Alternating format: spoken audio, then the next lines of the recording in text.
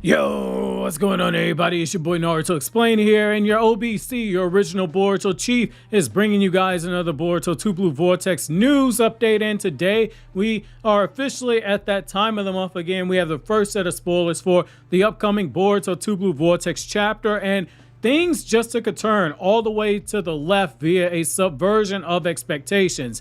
Jura is now deep inside of Konoha, which means everyone is walking on eggshells here. Real quick, I'm going to go over the dates because it never fails. I get asked these questions each month in the comment section. The chapter this month will drop on the 20th. So next Monday, depending on what part of the world you guys are in, which means we're about to start getting a trickling in of information regarding the chapter. So if you're on social media, just be mindful, because when spoilers and chapter covers and etc. drop, people will discuss them. So if you don't want to be spoiled, mute things like Boruto and other character names and etc. Basically do what I do for One Piece. That's how I've gone unspoiled.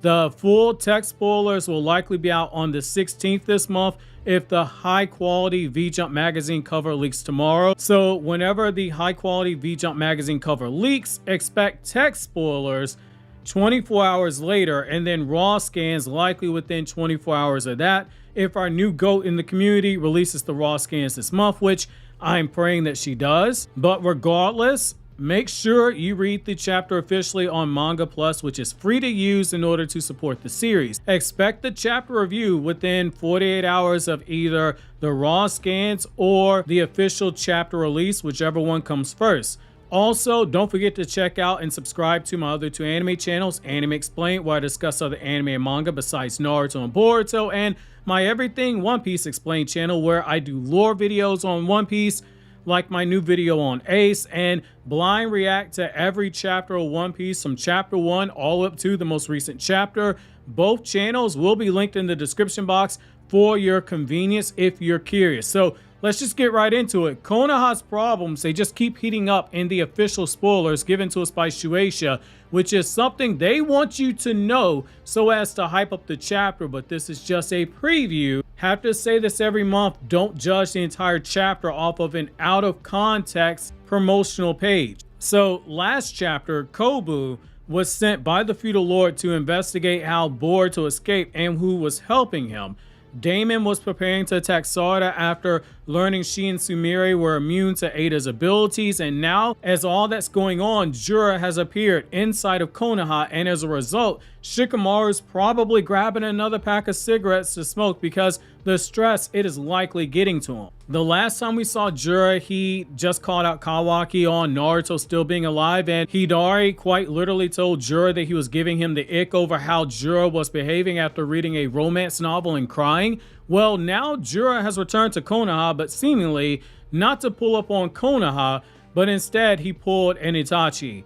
He's at the tea shop eating some dango and he's sipping tea, but whereas Itachi hid his face, Jura is out in the open. He's got his legs crossed and everyone is just keeping their distance. Which, fun fact, given the dango and the tea, you have to wonder if this is the same tea shop that Itachi went to, and I make that connection because Itachi's former teammate who retired after Obito killed their teammate Tenma, that teammate runs a family tea shop that specializes in dango. Given all the Easter eggs that Boruto's mangas had, it's just something I want to throw out because it's a cool connection if you can make it. However, what should be noted here is that as Jura is enjoying his time, there are a group of citizens watching with a concerned look on their face, and I want to address something I've been seeing that I didn't weigh on because I wanted to save it for this video.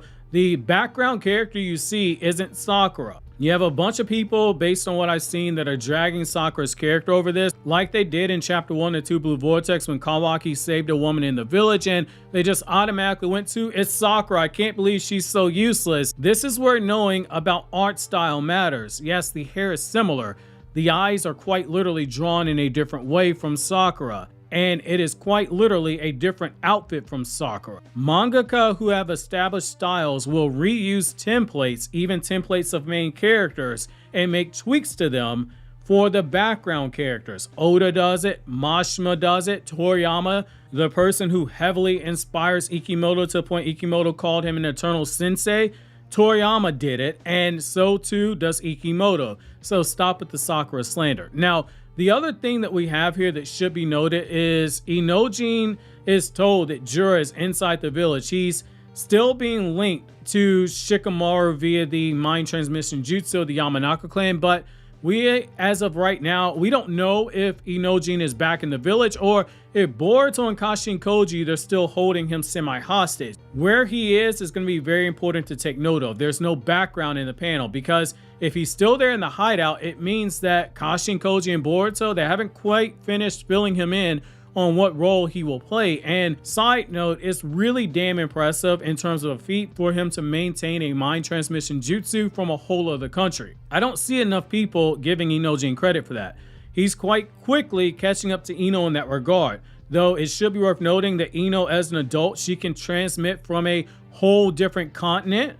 But the fact that Inojin's doing it all the way from the Land of Wind, which is 3 days worth of travel away from Konoha, in that last chapter, it is very impressive because his own grandfather needed technology from the Hidden Cloud Village in order to do the same thing from a similar distance from the Land of Lightning to the battlefield area where the Alliance was gathered battling Obito and Madara. Depending on where Inojin is, he might decide to put on his super suit and try to protect Himawari, thinking that Jura might be going after him, since he did originally try to capture her once he learned that Himawari had the Nine Tails, and he has more interest in Himawari. Now, just because Himawari, as stated by Jura and by Kurama himself, is more closer to a Biju than a Jinchuriki, the fact that Inojin is shocked that Jura's inside the village does lend itself to the possibility that this entire event is something that Kashin Koji might not have seen, because the last time he did give advance warning that Jura was going to visit a bookstore and for nobody to piss him off or else he'd kill everyone in the village, unless Kashin Koji withheld that info from Inojin so as to prevent him from doing something stupid that might change the timeline, since, as Kashin Koji told Boruto, when people know too much about the future, they behave in ways that is different from how they would normally, which changes the flow of time and it makes his 10 directions useless. So that is something that we do have to keep an eye on, both scenarios. If Koji knew and he told Shikamaru through the toad and not Inojin, that remains to be seen, but just given that his toad was not sent back to Konoha based on any information we have, because the toad was used to reverse summon Inojin, we have to kind of conclude that Inojin might still be there. And again, if he isn't, it's very impressive that he is maintaining a mind transmission jutsu, linking all those parties from that far away. Now, the other thing that we have here too is Shikamaru has once again stressed to everyone to not engage with Jura under any circumstances. Is Shikamaru continuing to observe the rules that Kashin Koji gave him in the last arc, where he warned him if Jura comes to Konoha that the village won't be directly targeted if Jura is left alone, because Jura values the culture in Konoha after his interactions with Konoha Shinobi. Zero harm will come unless he's provoked, and that Shikamaru must have the red carpet rolled out for him. If Jura goes to a bookstore, he's to be treated as the most important customer there. If there are forbidden books, you give him access to them.